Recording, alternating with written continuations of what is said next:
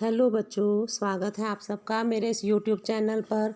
आप सबके आग्रह पर मैंने आप सबके लिए दांडी मार्च का स्वतंत्रता संग्राम आंदोलन पर प्रभाव निबंध लिखा है। इस समय जो प्रतियोगिता चल रही है उसमें तो यह काम आएगा ही आएगा, साथ ही साथ 9th 10th 11th 12th और दूसरी प्रतियोगी परीक्षाओं में भी यह निबंध बहुत उपयोगी सिद्ध होगा। बस मुझे आपसे एक ही सहयोग चाहिए कि आप मेरे इस वीडियो को ज़्यादा से ज़्यादा शेयर करें, लाइक करें और मेरे चैनल को सब्सक्राइब करें और अपने दोस्तों से, सखी सहेलियों से मेरे इस चैनल को ज़्यादा से ज़्यादा सब्सक्राइब करवाएं भी।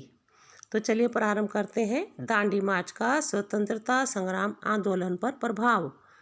चंद लाइनों से मैंने इसकी शुरुआत की है। चल पड़े जिधर दो डगमग पर, चल पड़े कोटिपद उसी ओर, एक मुट्ठी नमक की जब उठी, हिल गई अंग्रेजी सत्ता की डोर। दांडी मार्च तो एक झलक थी, ये यात्रा थी स्वतंत्रता की ओर।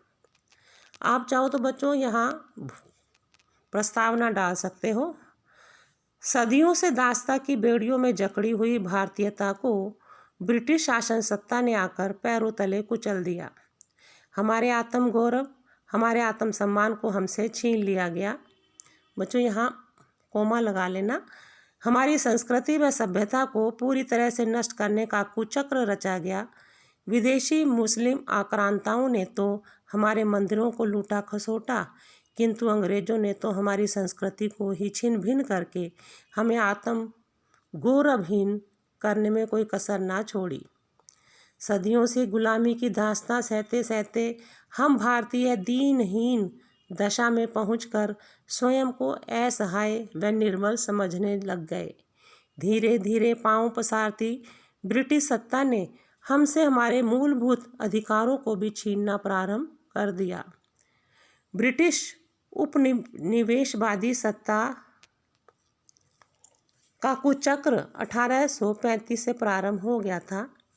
भारतीय मारे जा रहे थे, कुचले जा रहे थे, जीने के अधिकार छीने जा रहे थे और ऐसे में सन 1930 में ब्रिटिश सत्ता ने हमसे हमारा मूलभूत जीने का अधिकार भी छीन लिया। नमक पर कर लगाकर हमारे मुंह का निवाला भी ब्रिटिश सत्ता ने छीन लिया।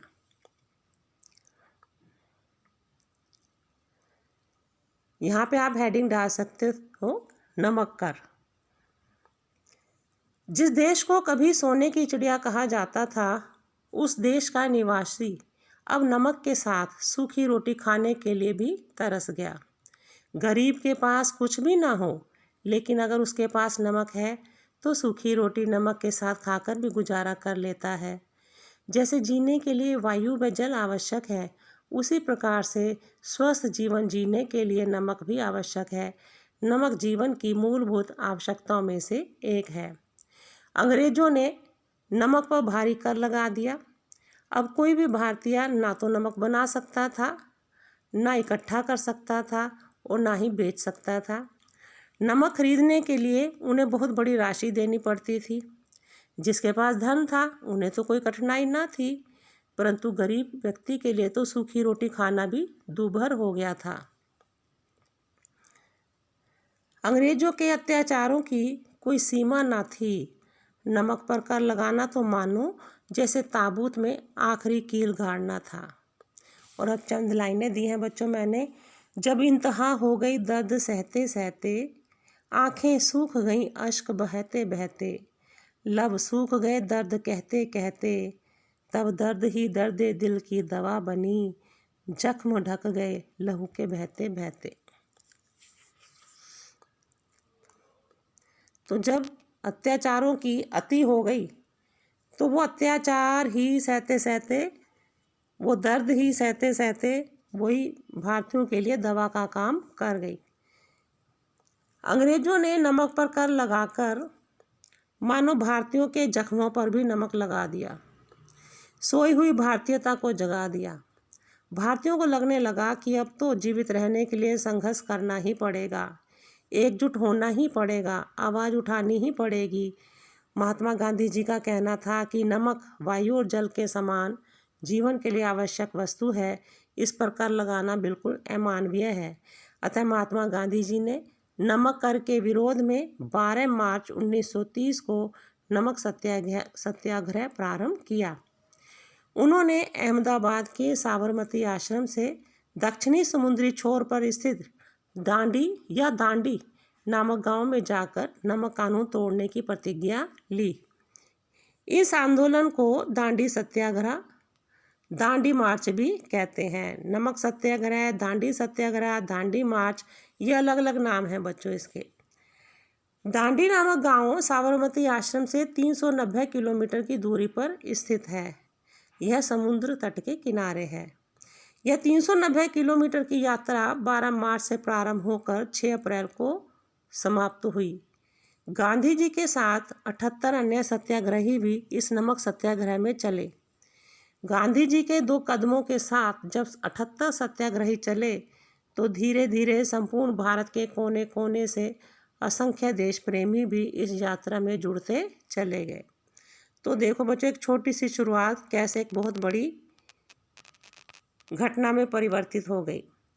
6 अप्रैल 1930 को जब गांधी जी दांडी नामक गांव में पहुंचे तो उनके साथ भारत के कोने कोने से आए हुए असंख्य लोग भी थे, जो भारत को गुलामी की जंजीरों से मुक्त कराने की ज्वाला अपने हृदय में पाले हुए थे। अंग्रेजों ने इस यात्रा को रोकने का पूरा प्रयास किया। सत्याग्रहियों के ऊपर लाठी डंडे चलाए गए। वे लाठी डंडे खाकर मार्ग पर गिरते रहे और आगे बढ़ते रहे। गिरते रहे लेकिन उन्होंने पीछे मुड़कर न देखा। वे आगे बढ़ते चले गए। सैकड़ों पग हजारों पगों में परिवर्तित हो गए। सत्ता के मद में चूर अंग्रेजी सत्ता इस जन सैलाब को न रोक सकी।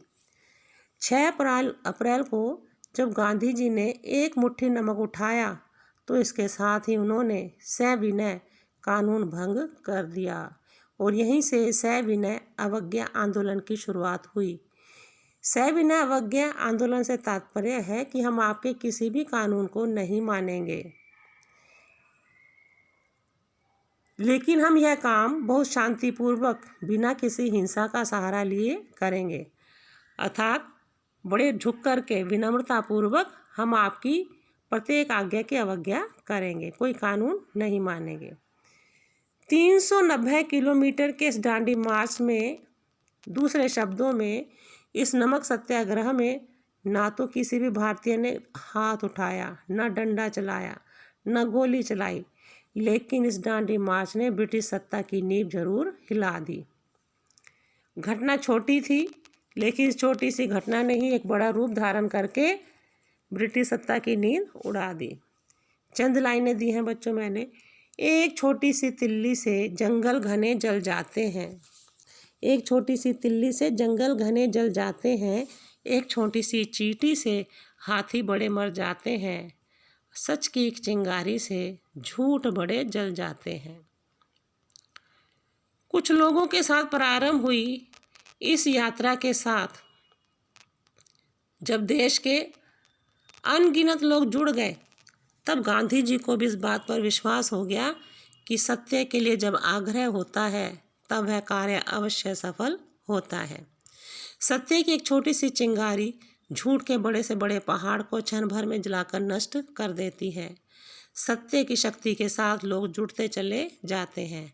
दांडी मार्च से भारतीय लोगों को भी इस बात का ज्ञान हो गया कि जब सभी लोग एकजुट हो जाते हैं तो उसके सामने बड़े से बड़े पहाड़ भी हिलने लगते हैं।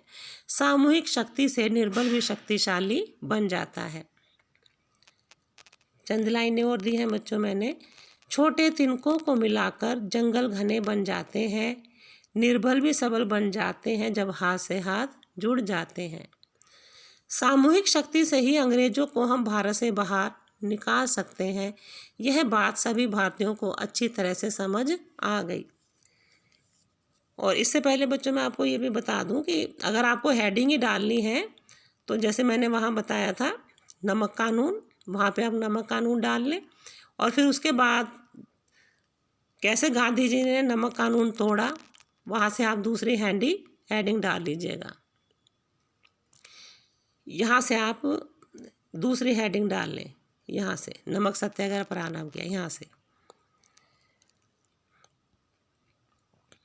चलिए आगे बढ़ते हैं कि उसके बाद आप यहाँ से प्रभाव लिख सकते हैं कि इस दांडी यात्रा का क्या प्रभाव पड़ा। यहाँ से आप प्रभाव लिख सकते हैं, दांडी यात्रा का स्वतंत्रता संग्राम आंदोलन पर क्या प्रभाव पड़ा। यह हेडिंग डाल के आप आगे बढ़ जाना। दांडी मार्च के बाद असंख्य भारतीयों को अंग्रेजों ने उठाकर जेलों में डाल दिया। महात्मा गांधी जी को भी जेल भेज दिया गया। बड़े बड़े नेता भी गिरफ्तार हुए। इससे भारतीयों के दिलों में स्वतंत्रता के लिए अग्नि और अधिक धधक उठी। उस समय बच्चों 80,000 लोग जो है उठा करके अंग्रेजों ने जेलों में डाल दिए थे। अब जगह जगह विद्रोह होने लगे, अंग्रेजों का विरोध होने लगा, जगह जगह कानून तोड़े जाने लगे और सन 1931 में गांधी इरविन समझौते के साथ यह सत्याग्रह समाप्त हुआ। 1 साल बाद यह सत्याग्रह समाप्त हो गया। दांडी यात्रा तो कुछ दिनों की थी, किंतु इस दांडी यात्रा ने भारत के लोगों को स्वतंत्रता की ओर दूसरी यात्रा करने की प्रेरणा दे दी। यहाँ से आप निष्कर्ष निकाल सकते हैं। सामूहिकता की शक्ति से सत्य का आधार लेकर और विनयपूर्वक अंग्रेजी शासन के कानूनों को तोड़कर उनका कहना न मानकर हम अपनी स्वाधीनता प्राप्त कर सकते हैं, ऐसा सबक इस यात्रा से भारत के लोगों को प्राप्त हुआ। अंग्रेजों को भी आभास होने लगा कि अब उनकी शासन सत्ता इस देश में बहुत दिनों तक नहीं चलेगी। जब देश के लोग शासन सत्ता के कानूनों को न माने तो वह शासन सत्ता अधिक दिनों तक नहीं चल पाती। इस आंदोलन से जो स्वतंत्रता की ज्वाला भारतीयों के दिलों में जगी, वह सन 1947 में 15 अगस्त 1947 में स्वतंत्रता प्राप्ति के साथ ही शांत हुई। तो बच्चों, आपको ये वीडियो कैसी लगी? यदि अच्छी लगी है तो ज़रूर लाइक करें, शेयर करें, सब्सक्राइब करें और साथ ही साथ डिस्क्रिप्शन बॉक्स भी खोलकर देख लिया कीजिए। उसमें हम आप सबके आग्रह पर जब बच्चे मांगते हैं तो हम डिस्क्रिप्शन बॉक्स में भी इस ऐसे को डाल देते हैं। बस आपसे मेरा यही सहयोग चाहती हूँ मैं कि मेरे चैनल को ज़्यादा से ज़्यादा सब्सक्राइब करें और करवाएं भी। जय हिंद, जय भारत।